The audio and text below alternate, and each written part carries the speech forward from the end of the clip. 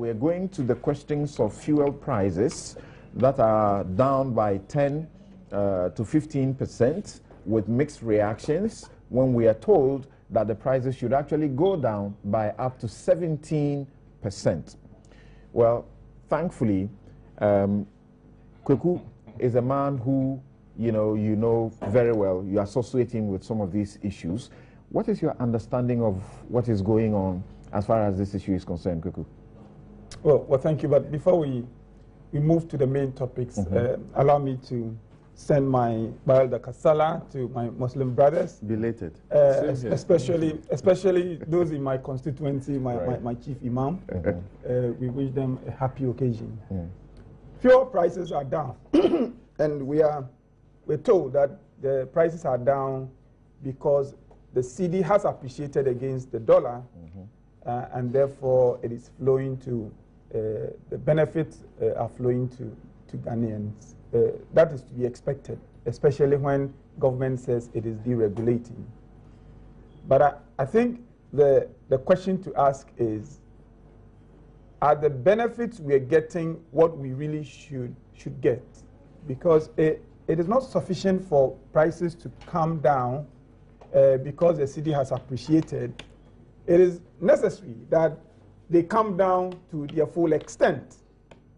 You would recall that when the reduction was going to happen, we were told that it would be about 23%.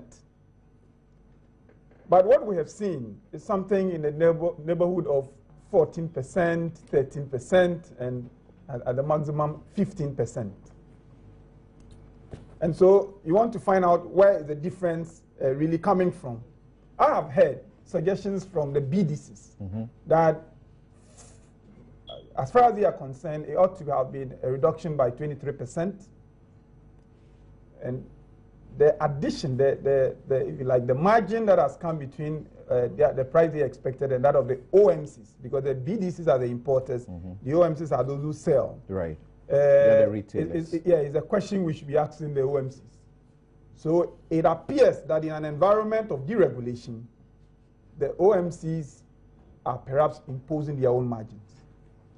Now, I use the word perhaps because, you see, the law says the NPA should give us price ceilings. And so as the service providers in the downstream industry put in their margins, we want to know whether the pricing formula is being complied with. It is the reason the law requires the NPA to provide these ceilings. Something as we speak, you know the ceiling on, for instance, premium? We don't, and it's important because it is only when NPA does its work properly, and by extension government, by making the public aware that the prices are not supposed to go beyond this level, that the players in the industry would hesitate in escalating prices. Because we do not have full deregulation as we've been told. What we have is partial deregulation. The ceilings are in place. They were imposed by law. If anybody wants to remove the ceilings, those people must come with an amendment to Parliament. One that has not been done, the ceilings are in place. We've got assurances from the NPA, from the chief executive himself, that these ceilings are in place and that they will make sure service providers do not abuse it. So I think the NPA ought to be telling us whether the changes we're hearing about and the imposition of margins by various service providers are legitimate and fall within. Otherwise, they fall within the ceiling. Otherwise, by government's mishandling of the ceiling and the deregulation regime, Ghanaians will be shortchanged. So as we sit, as I spoke, we do not know. But in the name of this deregulation to Samson, a few things are happening that I think must stop.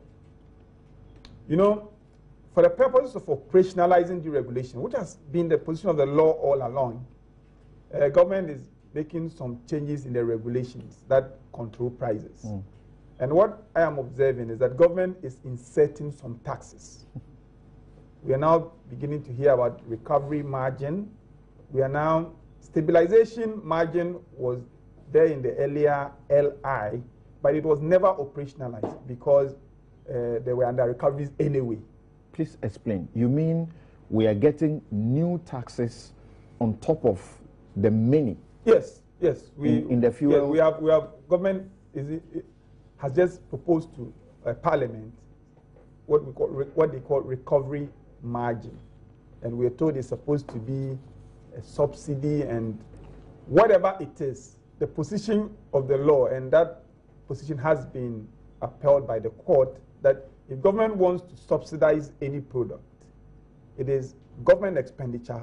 Government must find a way of doing it. If government wants to do it through taxation, government should be open and transparent about it and say that I want to impose this for the purposes of doing 1, 2, 3. Bringing it in through an LI, I've already indicated, is unlawful, it is wrong. The stabilization margin, which is another name that has been created for the ex-refinery differential that was abolished by the courts. In the operationalization... Abolished by the court in the suit that you filed? In the suit we filed, okay. Yes. It's come in another name, and it's been put in an LI when it is not in the parent act. As I said, that was put there earlier, but it was never operationalized. It appears to me that government is now seeking to operationalize that. Not only is it illegal, something. You see, we should think carefully. You want to deregulate. It means government wants to get out of the pricing environment. So that will not be subject to orders. And at the same time, government is bringing in an instrument of regulation. You put in a tax, and government is claiming that the tax will be used to regulate the price, to stabilize the price. It's a very confused policy. I think that we don't need a stabilization margin. I suspect that it is a line that will be put in there. In the end, it will be used for something else other than stabilization. It must go off. The recovery margin is unlawful. If government wants to impose it, they must bring it properly. Why in a hurry to suspect mischief that, you know, even if it were taken, it will not be used for the purpose for which it is being requested? Because when we had the ex-refinery differential account, and the court ruled that the money must be put into the consolidated fund because it was illegal money, to date, government has not put that money.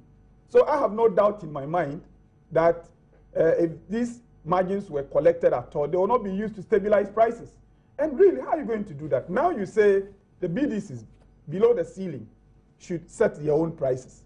You are now putting in an instrument of regulation. I just can't get a policy.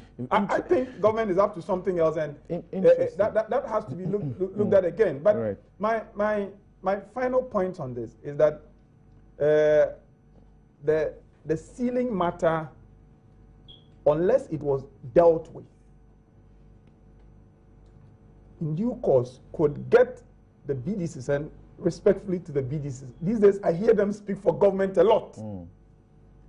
They could come together and shortchange Ghanaians. They're catalyzing.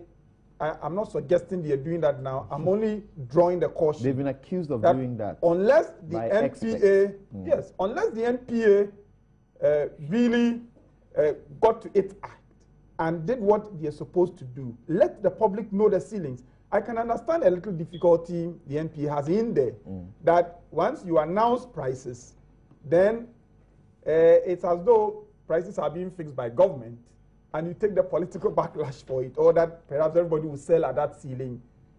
Whatever it is, the NPA must find a way of making the citizenry know what the ceilings are. Maybe after the OMCs have come out, right, so that we can check this. Otherwise, this whole deregulation that was nicely formulated in the 2005 Act that established the NPA would be completely something else. Doc, very interesting. It does appear, I mean, from a casual observer like myself, unable to understand what exactly goes on in this particular industry properly, it does appear to me that the NPA is ceding its authority or not doing what it's supposed to be doing. It is the one supposed to ensure sanity in this, you know, deregulation industry. Here we are, the OMCs are dictating their own prices, and we're being told that we should get up to 17% reduction. They are not ready to give that to us. There are some who are giving very ridiculous explanations that, well, look, we had old stock. We bought at the old price, so we have to finish that. I never heard them say that when the prices went up and they had to increase their products. Well, Samson, thank you. Yeah, I think that's precisely the case. Of course, deregulation is a global best practice today that most countries, developed countries, are actually moving toward because we've seen in the past the harm that subsidy, universal subsidy on petroleum products have done to this country. It puts so much burden on government purse. Government records high fiscal deficit. It increases smuggling and inefficiencies within the system. So it's the right thing that we move toward a full deregulatory environment in petroleum pricing. So we have done well moving from supply to the financing and then to the determination of the retail price. And so there are good sides and a bad side to deregulation, the pros and cons to deregulation. The good sides are some of the things that I've said, that obviously you're going to have reduce the burden on government payers, and also it's going to reduce smuggling and all that. It also ensure competition within the system, because then government will no longer use it as a political tool or also depoliticize the entire fixing of prices. And so that will be determined much more transparently, competitively, and efficiently. And in that sense, the consumer is likely to gain from that. If it's allocated efficiently, you're going to get prices that reflect the market conditions. But that said, having deregulation in an environment where you do not have effective structures in place, or where the macroeconomic environment is very volatile, and also where you do not have enough social safety net to cushion the poor, you are likely to fail in that respect. And all this, I could sense it now coming up, because if you don't have enough structures in place, you are not able to ensure transparency, because you need a very strong independent body that will oversee to the pricing process. Because as you know, the determination of the ex-refinery pricing, there are two main factors that count here. We're talking about the average world price of crude, and in Ghana, the exchange rate plays a critical role in determining that price. And so if you're going by deregulation, then these are the key factors beyond the ex-pump price, that is the margins and then the taxes that are put on. These are the key variables that matters most in that respect. So the ability of the price to reflect these two, shows the extent to which you have liberalized your economy. And therefore, it needs a third party to be able to monitor objectively that this is by this percentage increase in the world crude price, this is the amount that you need to translate onto your price per unit. And the one to do that monitoring is the MPA. Is the MPA, and the question is whether the MPA has positioned itself well to be that independent in ensuring that the public is not shortchanged. Because if you look at the entire pricing process, last year when the cedi depreciated about 29% in the second to third quarter, we had some justification for increasing the fuel prices. Later on, when the cedi stabilizes and gaining about 19%, we did not see that kind of reduction. And therefore, the consumer at that point even when the was world crude fell by historical, to about 50%. Right. We were told that government was making some kind of windfall in order to settle the debts. So that one has already not been accounted for, because if you want to go back, then we have to go back from there and then start counting from behind. But that has not been accounted for. Right. Now the cedi has started gaining strength to about 25% or more. Before then, the MPA or the BDCs have made a justification of the fast depreciation of the cedi and have increased prices by about 3 times. Okay, that means that for full deregulation, the other component, which is the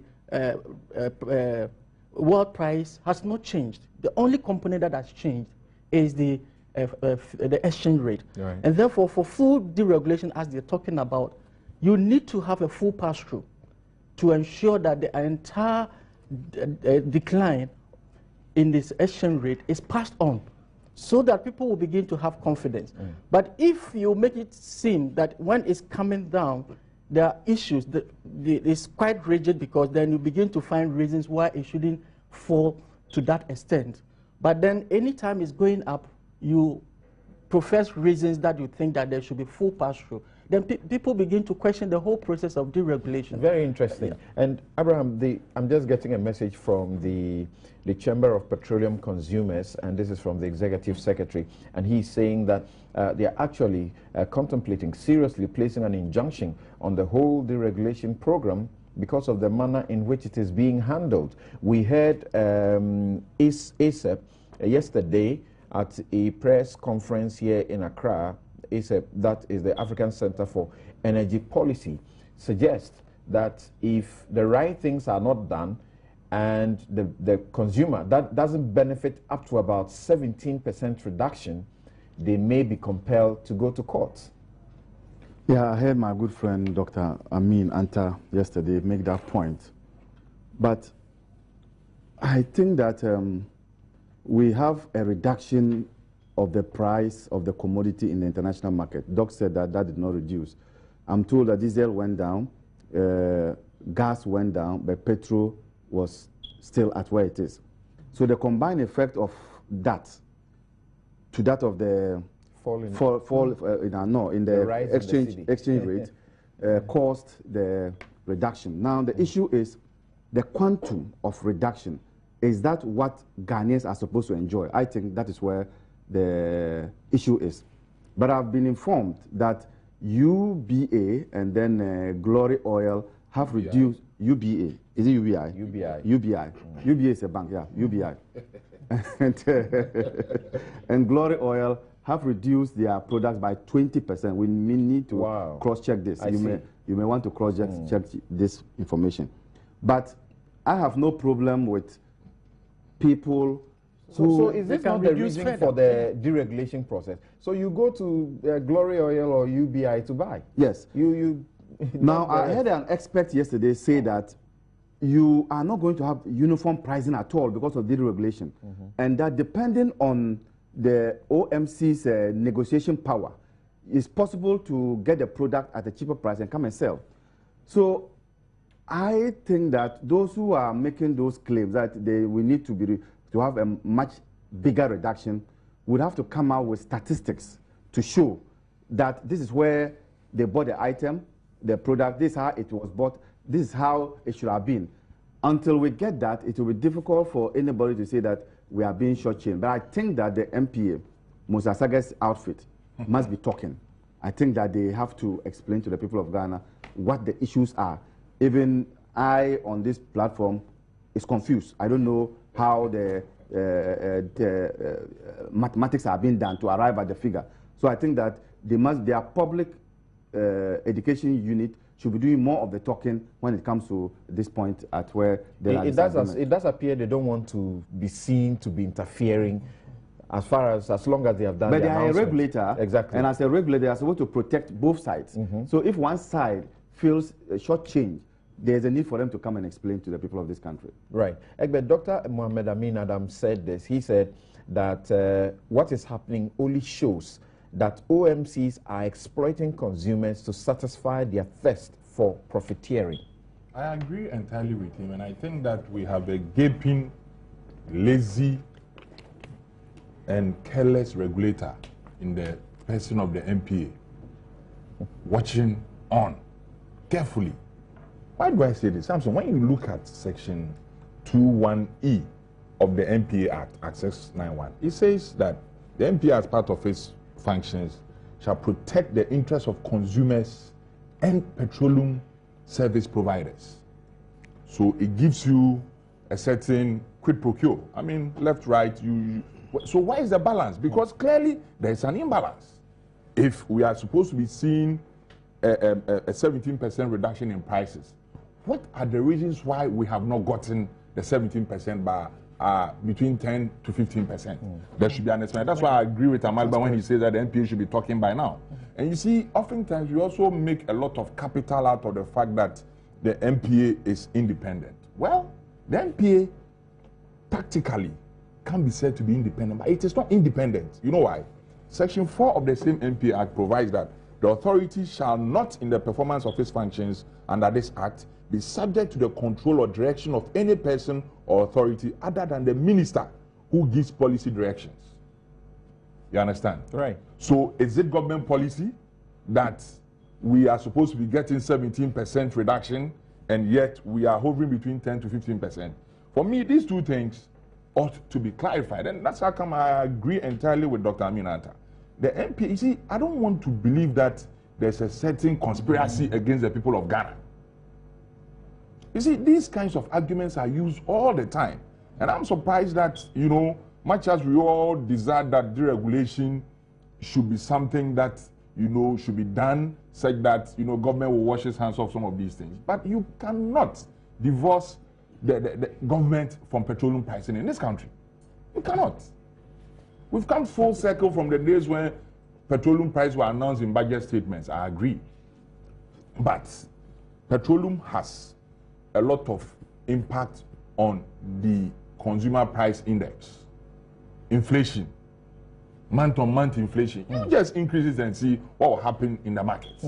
So I'm surprised that government is looking askance under the pretext that, what do you call it, the NPA is independent. No. The NPA can never be independent, fully independent, because if you look at the Electoral Commission Act, it also gives the Electoral Commission independence. But the Electoral Commission Act does not say that subject to the minister giving policy directions. But here, the NPA, it said it is independent, but it will take policy directions from the minister. What it does mean really is that that independence is taken away. Completely. You know, because if the minister intervenes, it does look like his will prevail, his intervention will prevail. Some of your messages here, and we're going to tie in the cedi's rise and how we are sustaining it according to the Bank of Ghana. As we understand, more dollars is being pumped into the economy, and because of that, we seem to have had a stable cedi that is doing quite extremely well in the last few weeks, and some people are actually gnashing their teeth about that. Unfortunate for them. Now, Akwesie Champong in Maryland says that Amalba's attempt to share blame between Mrs. Emisarata and the headmistress is just a replay of the NDC's loftiness and lack of understanding of the frustration they are putting Ghanaians into. Mrs. Emisarata's response to the headmistress clearly portrayed her as representing the government. Stevens in Techuman says, I'm a teacher and sometimes my headmistress finds it hard to get chalk for us to teach. What we sometimes do is to punish students who offend, who fail to buy a box of chalk as his or her punishment. So that's what they do. The second lady should please come again. That's very interesting, right? The students or the pupils are being asked to bring chalk as punishment. Oh, interesting. Meanwhile, we have the FQ policy, which states clearly that it is the responsibility of the state via the Ministry of Education or the GES to provide chalk. Spike in Ohio, USA says that the second lady's comments signify her arrogance and insolence. Her husband should advise her to render an unqualified apology to the headmistress and Ghanaians as well.